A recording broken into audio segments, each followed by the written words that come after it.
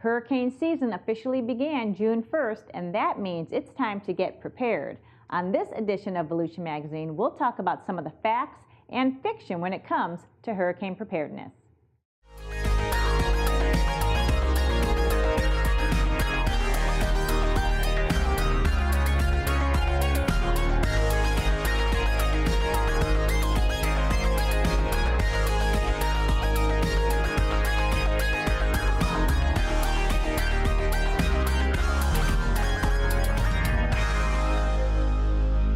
Thank you for joining us for this edition of Volusia Magazine. I'm Joanne Magley, the Community Information Director for Volusia County Government, and I'm joined today with Jim Judge. He is the Director of the county's Emergency Management Division. Hi, Jim. Hi, Joanne. Thank you so much for being here. Thanks for having me. So every year we talk to you.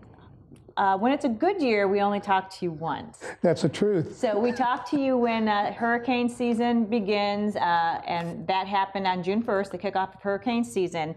So to start us off, talk about the predictions. There's always different agencies that give predictions for what type of hurricane year we're going to have. That's the truth. You know, when we're looking at about an average year, and an average hurricane season is 12 named storms, 6 of which could be hurricanes. 3 of those could be Category 3 or greater. So the National Weather Service has come out with their list. You also have Colorado State. So really all of them together basically just average out an average year for 12, 6, and 3. And what are the different characteristics that determine the likelihood of a more than active hurricane season? You bet. And a lot of it has to do with the temperature of the water. The warmer the water, you know, the more problems we're going to have throughout the hurricane season.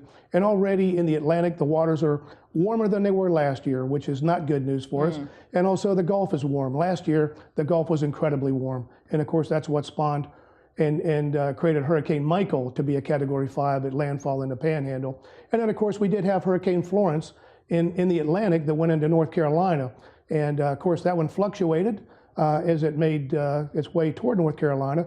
And again, the fluctuation was a lot due to the temperature of the waters. It got into warmer water, cooler water. So it went anywhere from a Category 1 to a Category 4, and then it was a strong Category 1 at landfall. So, and then we have the El Nino, you know, which we like. The El Nino is when the Pacific waters are very warm, but we get those upper level winds, 30, 40 knots, blowing from west to east, that can keep those storms from even forming, or if they do form, then it kind of pushes them out into the open Atlantic. So right now we're in a low type of an El Nino, but we do believe it will last throughout the hurricane season. So that's good news for us. And we say the season begins June 1st, but that's just, you know, that's just so that we can put a date on the calendar. We've already had a named storm before June 1st. Andrea. So, and then last year and the year before we had May storms. So, you know, the hurricane season really doesn't have a calendar. And actually, as I understand it, there's only been 1 month of the year that hasn't had a hurricane, and that's February. So things can happen, you know, anytime, you know, throughout the year. So that's why it's always important to, you know, keep an eye on the weather, especially when we start getting into April, May, and then of course through the regular hurricane season. And I know that, you know, people are still recovering from Hurricane Michael and Hurricane Irma and Hurricane Matthew that we had here. And if one thing that we learned about those hurricanes is that you can't be complacent. Even though we went years without anything, you know, we had 2 hurricanes in a row each year, and it teaches you that you can't just say it's not going to happen. It's the truth, you know, and you know, just watching the weather this morning, what's happening up in Ohio, a lot of tornado damage, a lot of flooding. And I would tell you, those folks up there thought, well, you know what, it's never going to happen here, and it's never going to happen to me. But it can happen, and it does happen.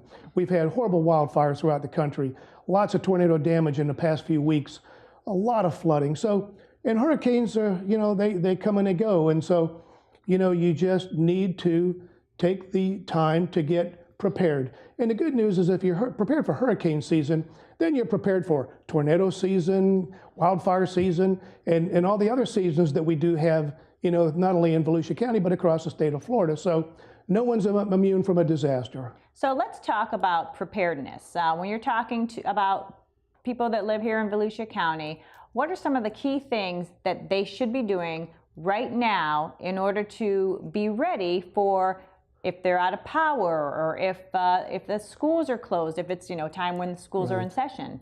Well, the thing is have a family plan. Know what you're going to do ahead of time. Are you on the barrier island? Because if we get a Category 1 storm, or even a strong tropical storm, we're going to evacuate the barrier island. And you don't have to go hundreds of miles away, you just need to get inland. Because not only do we get hurricane information, the different categories of storms, but we also get storm surge information. So we're going to get really good information from the National Weather Service. And also the good news too is we've got all the satellites are up and working right now. So while the Hurricane Center always says, well, we're going to give you about 5 days of information, they're planning on even pushing that out as long as 7 days. But now's the time to get ready. Batteries, flashlights, those battery operated lanterns, because a flashlight's nice for finding your way around the house, but having that nice battery operated lantern to put on the dining room table in the kitchen, just to help illuminate so you can read a book or, find your way around. And we always say, plan on the power going out. Right. Just plan on it. If you plan for it, then you're going to be prepared to deal with it. If it doesn't go out, well, then you're ahead of the game. So plan on the power going out and having those battery operated lanterns, flashlights, but then also a radio. Because when the TV doesn't work and you want to get information, the best way to do that is AM, FM, good old fashioned radio, and make sure that it's working. Because the mistake that a lot of people make is they get the battery operated equipment, and you put the batteries in it, you snap them closed, you don't use it for months, and then you go to turn it on. Well, it doesn't work, and then you pop the batteries out, and the acid is leached onto the contacts, and now it doesn't work anymore. So you want to make sure that the equipment's working, but then it might be a good idea to store the batteries not in the device, but set them aside so you can put them in when you need them. But then, are you going to use plywood for your homes? Are you going to get a commercial type of a product? Because so many times we just don't see people boarding up their homes. So, you want to keep the wind out. We always say on the coast, you want to run from the water, but as you move inland, we want to hide from the wind. Because once the wind gets into a structure, then bad things are going to happen. So you definitely want to keep the wind out of your home. And then also, having those extra food provisions, For me, at the EOC, it's a great big jar of peanut butter. So that can sustain me for a while.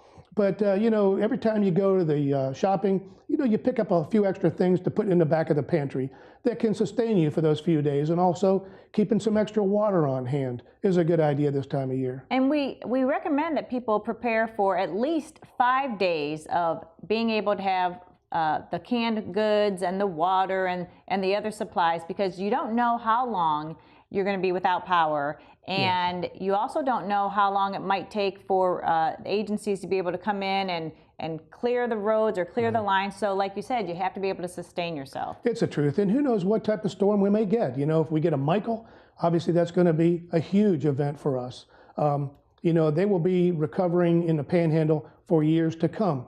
That was the first Category 5 hurricane to strike that area. So, Mexico Beach was wiped out, Bay County suffered terribly, Calhoun County, that counts on the timber industry. The majority of the trees in that county are completely snapped off. So, you just don't know the severity of the storm and how long you may need to sustain yourself until we can get, the other assets into the community to help people recover, whatever they might be. You mentioned buying a few goods here and there as you go to the store, and that's quite a way to not have such a hit on your wallet. But every year, the state also offers a tax-free day, or week, I should say, to get your hurricane supplies. And that's a good time to think about maybe those larger ticket items that cost a little more, that would help save you money. Well, and of course, batteries, and you can get a generator within a certain cost. And there are restrictions to what you can buy, but it is going to save you money. But here's the thing, too, is that, I'm a thrift shop kind of guy. So, it's amazing what you can go into the thrift stores and what you can find for pennies on a dollar. AM, FM radios, flashlights, lanterns. I see them frequently for pennies on a dollar. So, again, you don't have to, eat that elephant all in one week to try to, pay a great deal of money to get prepared. So spread it out over a period of time. And right now, today, we can go to a lot of the big box stores. We can get plywood. We can even have it custom cut for us to fit our windows. And now's the time to do it, because when I see the lines and the drama, and just the fear, when people are at the last minute putting these things together, don't be that person. Right. And so when we talk about getting ready and being prepared and doing our due diligence with shopping and having our radios, we work together as far as providing the information for folks who need to be updated. And TV is one way that we provide, the updates through our partners at Daytona State College. We also provide updates on the radio. We have a partnership on WNDB, and we're the official emergency information source for that station, which covers all of Volusia County with all of their various stations. And that's a key, like when you said, if the electricity goes out and you only have the radio, because if you don't have power, then you might not have a source to charge your computers, or sometimes not your phone. Sure, you can go out to the car, but you can only do that so often. And that's why that radio is really so important, back to the basics. Yes. It's connecting you with information. And information is everything at that point. And Joanne, you and your team did an incredible job, both during Hurricane Irma and Hurricane Matthew. I would tell you, I remember there were times that I drifted off to get a few hours of sleep when you and your team were still in the media room putting things together.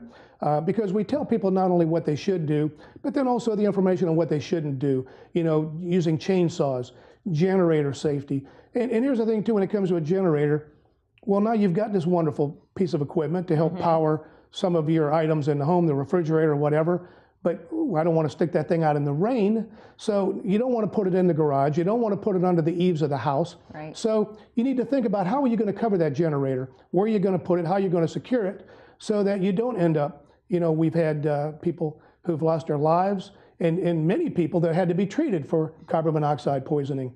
As the storm gets closer, and oftentimes people will now, I'm beginning to sense the threat. So now I'm going to try to put the ladder up, put my shutters up when it's blowing 30 miles an hour. Yeah, so then we end up with a lot of injuries of people coming off the roof, coming off of ladders, and doing things like that. So, when I was young growing up in South Florida, there was always those people that had lived in Florida for a lot longer than we had, and you would watch them.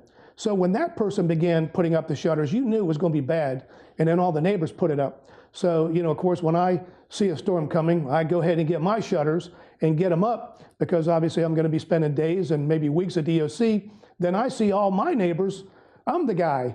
Once he puts his up, we all better put ours up too. So, be proactive. Got to be the good example. And, people really need to heed the warnings, because you hear the message of generator safety and chainsaw safety, but we've unfortunately seen firsthand that how it's not safe to go out and do anything while the hurricane's coming, and it's and it's resulted in death. And that's the one thing that we want to try and prevent as we go through the season. And of course, down power lines. We had a fatality. There was a down power line. Individual thought it was a dead line, picked it up only to lose their life.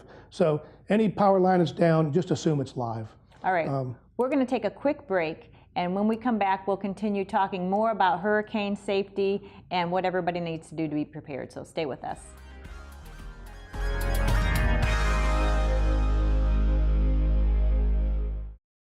The Atlantic hurricane season begins June 1st and continues through November 30th. Be prepared and take time to develop your emergency plans. Stock a 14-day supply of non-perishable food, water, and medical items for your family. Identify special needs for you and your loved ones. Discuss and create an evacuation plan. Remember, shelter should only be used as a last resort. For more information, visit volusia.org/emergency.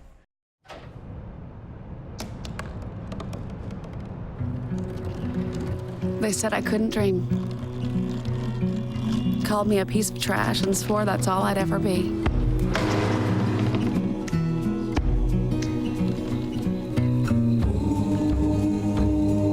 Said a bottle couldn't see the ocean.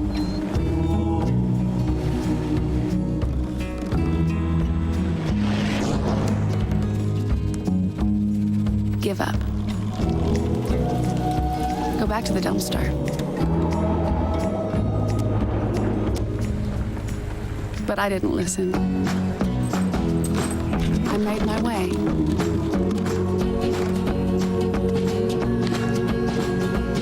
And now, I am what I've always wanted to be.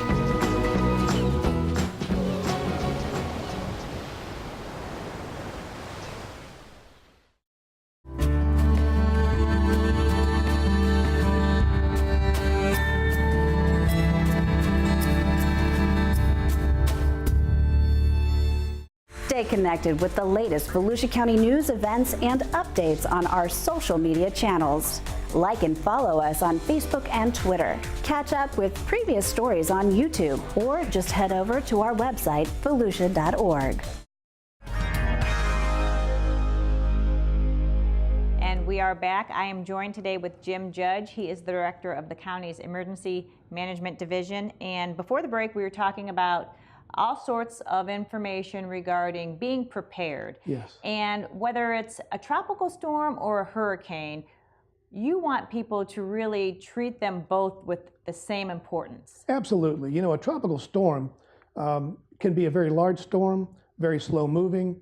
And in fact, over Texas one year, a tropical storm did over $1 billion in damage, because a large storm moving very slowly is going to drop a lot of water. If you look at what happened during Hurricane Harvey, in that situation out there with all the rainfall. So a tropical storm is nothing to take lightly. You know, we actually, with Hurricane Irma, we had strong tropical storm conditions for 20 hours. So, you know, we know what that did to our community. Right. So, you know, each one of these storms is different. We're going to look at the forward speed of the storm, you know, the likelihood that it may increase before it makes landfall. And, you know, but a tropical storm is certainly something to take very seriously. So talk about evacuations. You had mentioned that if you live on the barrier island, you know, you need to move away from that. Yes. But there are also folks who may live in homes or such that aren't really suitable to withstand or ride out a hurricane. So talk about when an evacuation order is issued and then who that really affects. You bet. You know, we don't take evacuation orders lightly, and we take a lot of things into consideration, especially not only the size of the hurricane, but also what the storm surge is potentially going to do to us. And I'll use an example with Hurricane Michael, 14 foot of storm surge, wave action on top of that. It was near a full moon and a high tide. A lot of people lost their lives who did not evacuate on that barrier island. We don't want to see that happen here in Volusia County. So when we put out the mandatory evacuation orders, it's serious. And we want people to take it seriously. So, you know, if you're in an RV, you know, we have plenty of mobile homes, RV parks, low-lying areas. You know, we want you to get out of those facilities and go somewhere safe. Our school system is incredible. So we primarily use our schools as shelters, but then also the Volusia County Fairgrounds. We do have a special needs program. Every one of those special needs shelters are also pet-friendly. And it's not that medical care is provided. We have medical oversight through the Volusia County Health Department. So, you know, it's, but again, a shelter is also a lifeboat, not the love boat, as we like to say, but, you know, it's also going to give you a safe place to go to ride out the storm, other than, you know, that barrier island. So even in a Category 1 or even in a strong tropical storm, because again, hurricane force winds are going to start at about 74 miles an hour. So if we've got tropical storm force winds in the 68, 70, 72 mile range, you're just below a hurricane. And then also we're going to look at that storm surge and what is that going to do to our barrier island.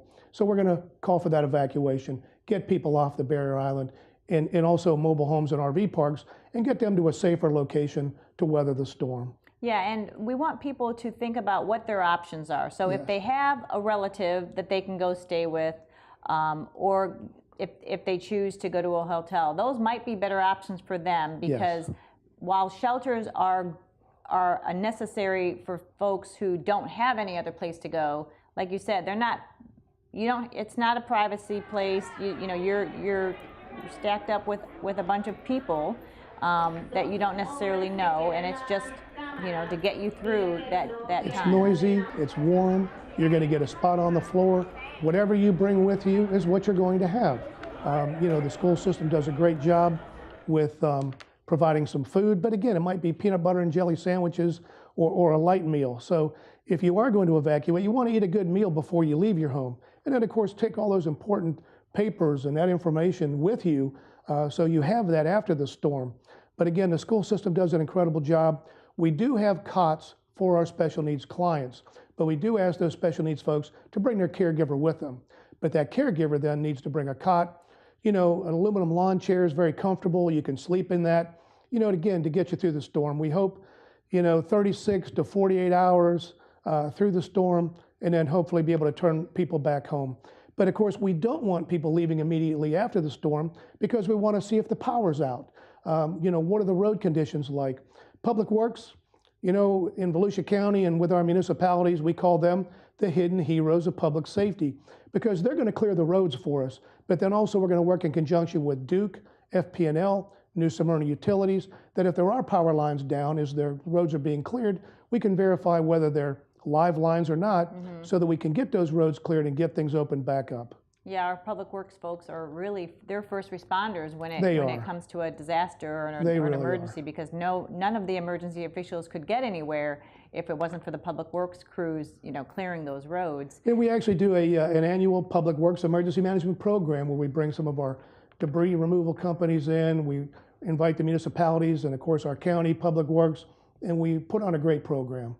So in addition to everybody being prepared with the food and with the batteries, there's also some things people can do around their homes that you recommend as far as kind of making sure there's no maybe limbs that should be trimmed back or other items in the yard that could cause problems. Take the wind chimes down, take the plants in, lawn furniture, anything that could potentially, create problems for you, fly around.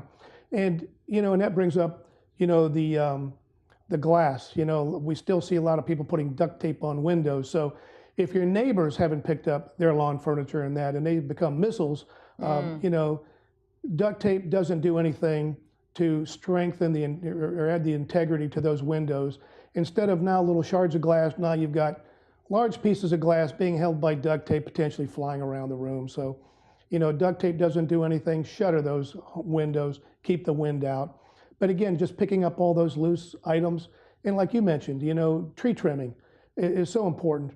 And of course, we have our Citizen Information Center that we activate as the storm is approaching. So citizens can contact our Citizen Information Center and they're going to get a live person. They're county employees.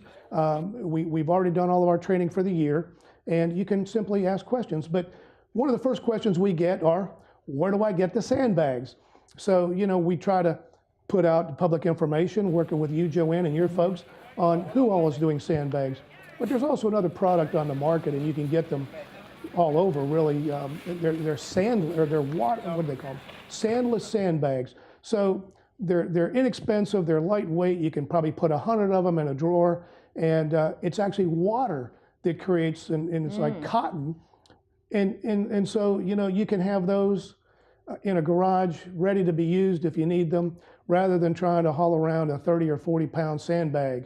And, we usually only hand out so many sandbags to try to give people an opportunity to get them. But check out Sandless Sandbags. And again, there's a lot of companies online that sell those. You can have peace of mind, inexpensive, store them in a garage or in a drawer somewhere, and then all you have to do is pull them out and use them. So what other myths do you find that people are thinking will help them through the hurricane season, but really it doesn't work out that way? Well, I remember, growing up in Pompano Beach when we had some hurricanes come through.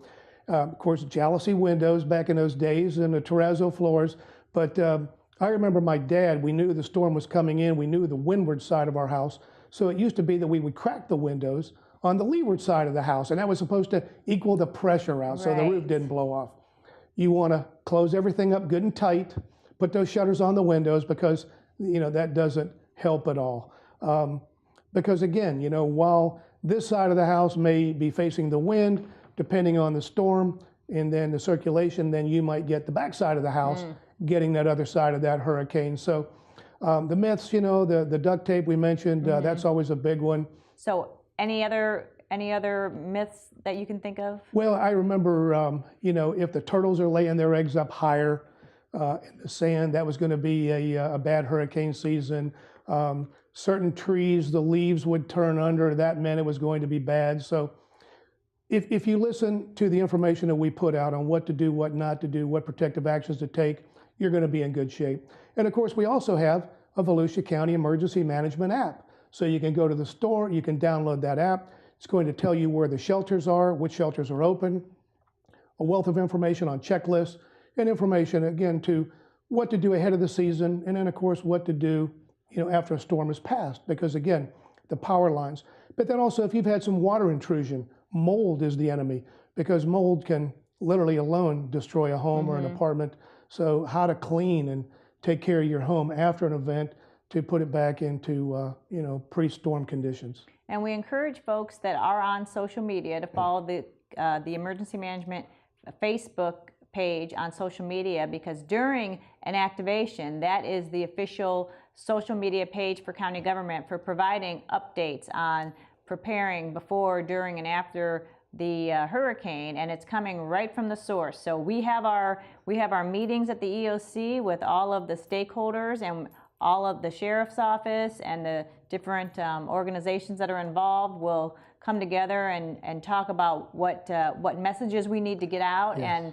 and the latest in either the track of the storm or the progress of the hurricane, and then that information is quickly disseminated primarily first and foremost through our social media page. So absolutely. If people want to keep up to date. You all do an incredible job, Joanne, putting the information out there. Again, what people should do, what they shouldn't do, everything related to the storm, protective actions that we're looking at taking, curfew, evacuations, it's all going to be there. All right, well, Jim Judge, Director of the county's Emergency Management Division, thank you so much for the information today, and hopefully people are getting their kits ready. We hope so. And that does it for this edition of Volusia Magazine. We hope you will join us next week at the same time for more information about Volusia County programs and services. Have a great day.